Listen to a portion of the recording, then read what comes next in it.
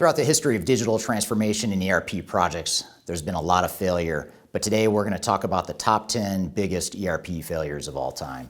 And more importantly, at the end of the video, I'm going to give you some tips on how to avoid this type of failure. My name is Eric Kimberling. I'm the CEO of Third Stage Consulting. We're an independent consulting firm that helps clients through their digital transformation journeys. And this top 10 list was hard to compile because there's a lot to choose from. There's a lot of big failures in the marketplace. We're going to talk today about the top 10 based on just severity of failure and, more importantly, the ones that we feel could have been avoided probably the most. Now, we, and myself in particular, often act as expert witnesses in lawsuits. Many of these cases involve lawsuits. Some of the cases we were involved with as expert witnesses, and some of them we weren't. But in either case, we're sharing publicly available information, and we're not sharing any confidential information that we may have gathered from the lawsuits as expert witnesses. So without further ado, let's get started. Coming in at number 10 is Haribo. They're the company that make gummy bears. Maybe number 10 on our list. It's actually number 1 on my kids' list because they love gummy bears, and they weren't happy to learn that gummy bears were largely unavailable for a period of time in 2018 after their SAP implementation.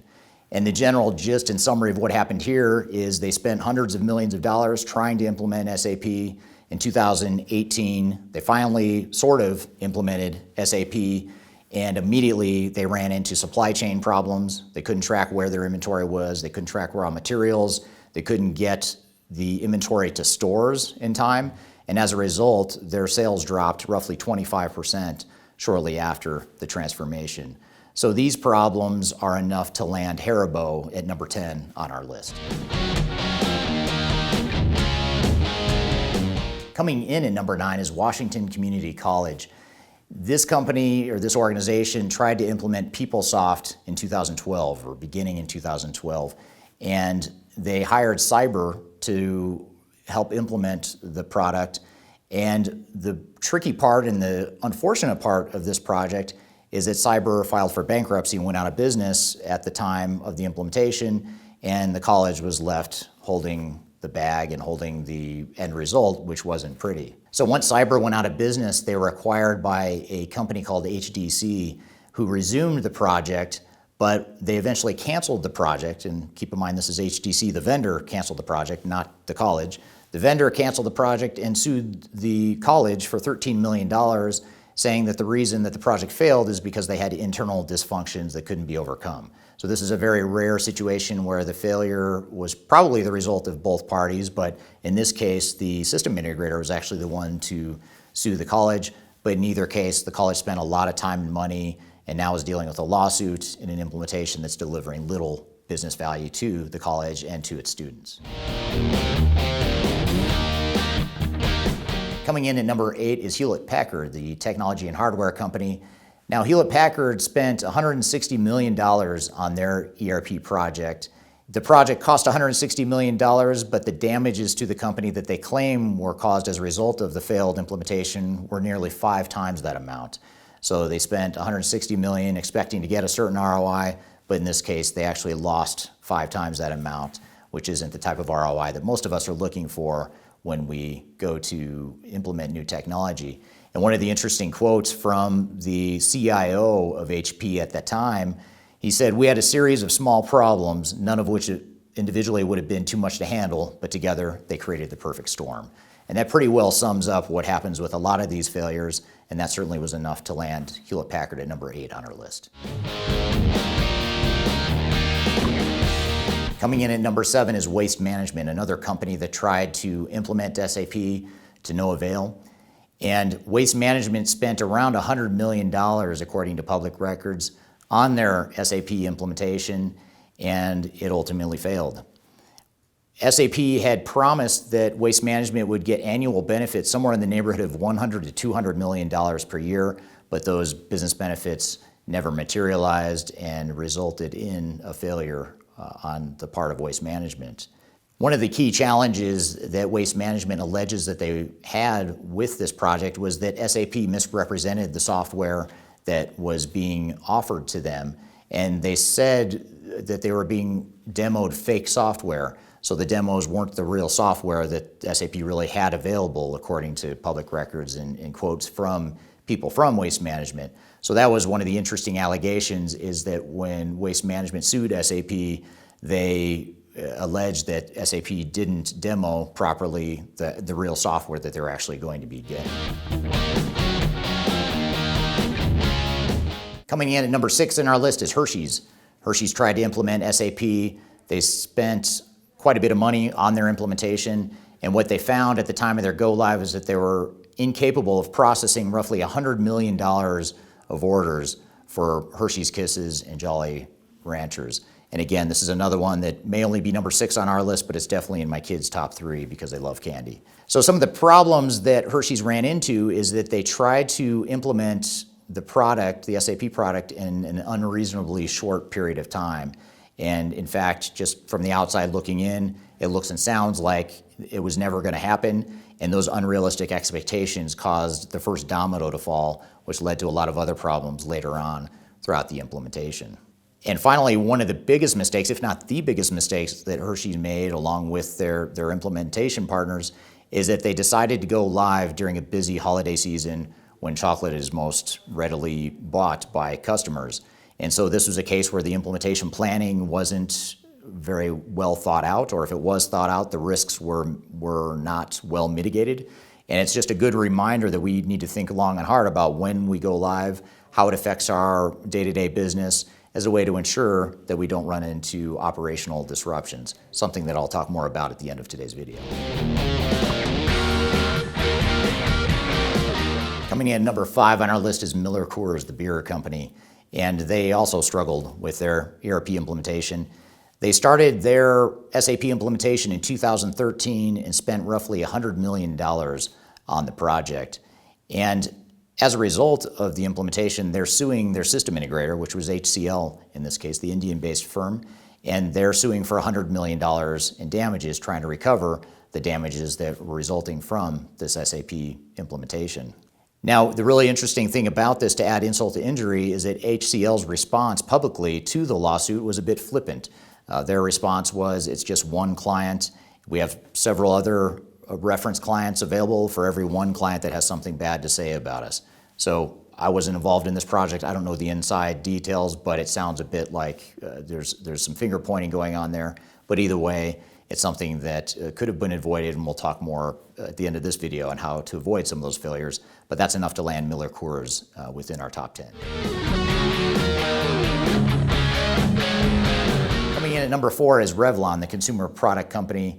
They had an SAP project recently, and the interesting thing about this is they announced it in a financial filing. That's how the news of the failure broke to the markets, and the markets didn't respond well. Their stock dropped about 6.9% the day after that filing and the announcement that their SAP project had failed.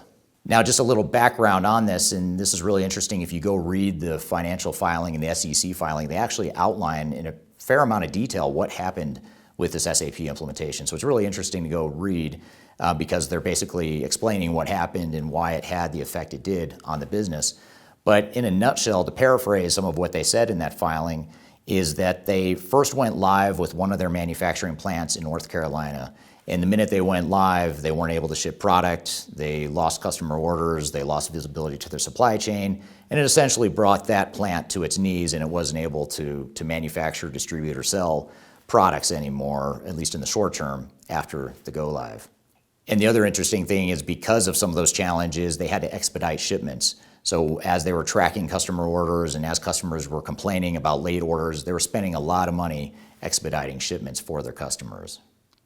Another interesting aspect and another contributing factor to this failure is that at the time they were implementing SAP, they had just recently acquired the company Elizabeth Arden, and they were trying to figure out how they were going to integrate that company into the core Revlon operations at the same time they're trying to implement SAP.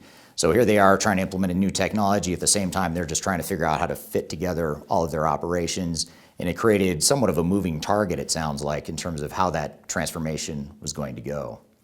So when we talk about ERP successes or failures, one of the big indicators is ROI. What kind of return on investment did we get for the time and cost and money that we put into the implementation? In the case of Revlon, it wasn't so great. There's a negative ROI in the form of lost sales, lost customer value, or lost customer service.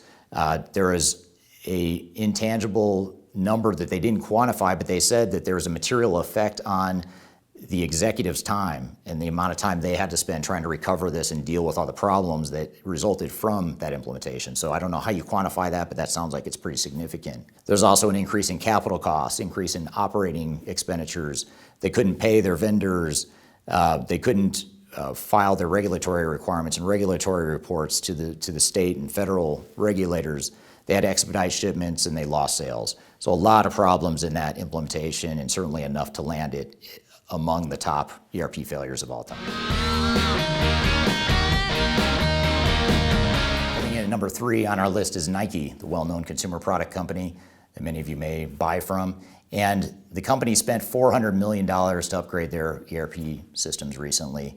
And that didn't go so well, obviously, or they wouldn't be on the list. But some of the business damages that resulted from the implementation were that the company had to take a loss of around $100 million, or they wrote off $100 million of that implementation. The stock price dropped by around 20%, according to one outlet that we reviewed in preparing for this. And the company had to invest another 5 years and another $400 million to get the project on track and to make the project successful. Now, from what we understand, again, outside looking in and what we see in the public forums, is it sounds like the project is back on track and they're getting value out of their ERP system. But the big question is, did they need to spend that much money? Was it worth the heartache? Could they have done it better? And could they have optimized the way that they went through the transformation? So these end results that we see here are enough to land Nike at number 3. Coming in at number 2 is National Grid, the large utility company in the US. National Grid invested over $1 billion on their SAP implementation. And yes, I said $1 billion, not $1 million or any other number, but $1 billion plus on their SAP implementation, and it failed. The reason we can say with certainty that it failed were some of the results that they also publicly announced and that was widely reported in the media as a result of their go live. Some of the metrics that came out of the company as a result were that, for example, the company had to spend $100 million in services to support the implementation after the fact. So after they went live, they spent another $100 million just supporting and stabilizing the system as it was rolled out. They also had 2 system integrators. They had Wipro involved, and actually they filed a lawsuit against Wipro. And you can find on my YouTube channel a whole video that talks just about the National Grid versus Wipro lawsuit. But they had Wipro, whom they sued, and they also ended up bringing in Ernst & Young, a second system integrator and a second expensive integrator, to help support the implementation because it wasn't going well with Wipro. By the end of the project, the company was spending about $30 million a month just supporting the project and trying to get the product up and running and to get through the implementation, which for any size company is just a ridiculous amount of money to be spending on trying to implement new technology. In addition, some of the end results of their operations after go live, their whole process for the period end closed used to take 4 days before they rolled out the new ERP system. It took 43 days after they went live. So definitely a negative ROI there after spending all that money. And then finally, their post-go live accounts payable processes resulted in about 15,000 unpaid supplier invoices that they just couldn't process and they couldn't pay. So they had a lot of suppliers and vendors that weren't very happy with them at the time. And all of these end results are enough to land National Grid amongst the top of our top 10 lists. And coming in at number 1 on our list is the United States Navy. That is the military branch within the U.S. military that spent over $1 billion on their ERP implementation since 1998. In fact, I think this project is still going on from what I understand. But at the time of the most recent data that was available, they had already spent over $1 billion on their ERP project, and they had 3 big system integrators helping them. They had IBM, they had Deloitte, they had EDS, who I think is no longer a business, but they had those 3 companies helping them. And according to a GAO report, which is a regulatory company that looks at accountability and oversight for the government, they put out a report saying that there were still no material improvements to the organization as a result of this $1 billion project.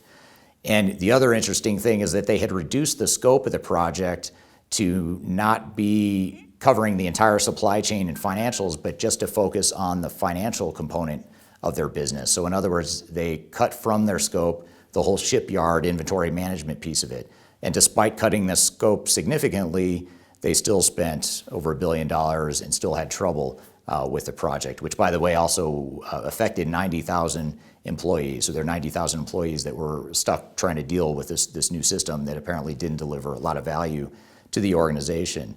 And like I said, they are still implementing the product, and this is the reason why the U.S. Navy's ERP implementation comes in at #1 on our list. So what gives? Why did these projects fail? And more importantly, what can we do to avoid this type of disaster?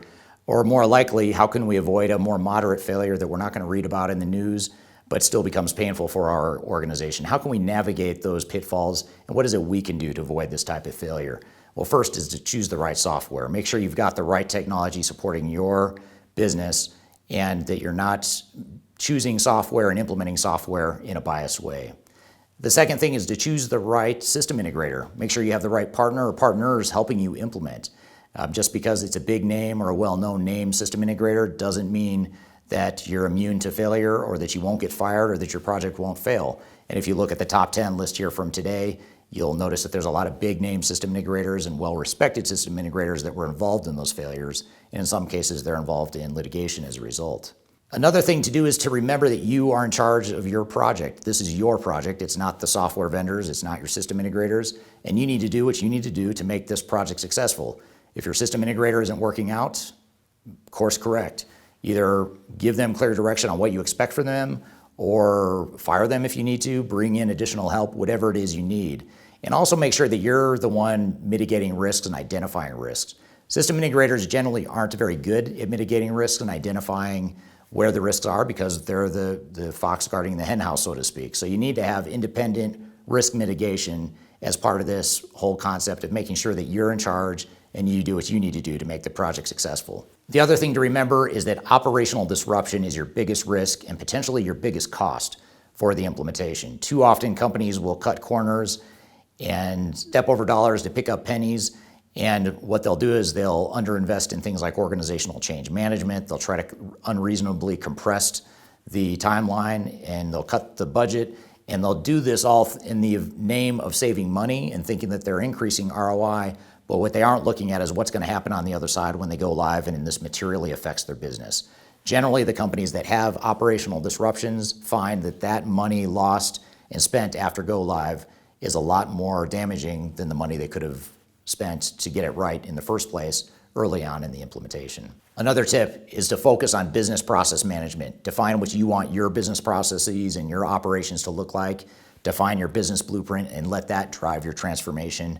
Don't fall into the trap of deferring to the technology and assuming the technology is going to allow you or help you figure out how to run your business. You need to determine how your business processes need to look. That will help you define how your technology can best support your business. Along those same lines, we should also be focused on user acceptance testing. Make sure that we thoroughly test the product and thoroughly test our business processes and really stress test the overall solution and the end-to-end business processes. Each of these failures shouldn't have happened, and they wouldn't have happened if they had a stringent and effective user acceptance testing process that would have identified these problems before they go live and it affects their business. So it gets back to the concept of you owning this, you running this as a business. User acceptance testing is no exception. It's something that could have been avoided had the companies been through the process and been effective in their user acceptance testing. So that's something that we recommend that you have an independent third party, someone outside the system integrator, help navigate and help facilitate in your process. The next thing is executive leadership. Make sure that your executives are involved, they're bought in, they roll up their sleeves and help make some of the decisions that need to be made as part of the transformation, and that they are well informed of what's happening in the project and aware of the risks. That's a big problem that we see with executives is they don't necessarily know what the risks are, partly because they're not being involved enough as they should be, but also partly because the project team either doesn't know or isn't sharing what some of the real risks are and some of those real decisions that need to be made and some of those decision trade-offs that need to be made as well. And then finally, make sure you have independent technology agnostic support to help you through the digital transformation. That's one of the best things you can do to ensure that you keep your project on track, that you don't have the fox guarding the hen house, and that you're doing what's best for you as a business, not necessarily what's best for your software vendor or system integrator. Companies like our team at Third Stage is one such example that can help you through that transformation. So I hope you found this information helpful. If you'd like more information, I encourage you to download our annual report on the state of the ERP industry, which shares some emerging trends and best practices in ERP implementations. It'll help you in your journey along the way. Download that in the description field below. You'll find a link. Also encourage you to please like the video, assuming you did like it, and also share any comments you have. What failures did we miss? What other top failures are you aware of that should have made the list? And what are some of the key things that you see as failure points or keys to success that I didn't talk about here in this video? Love to hear your comments below, so please provide that. And hope you found this helpful and look forward to seeing you soon. Thank you.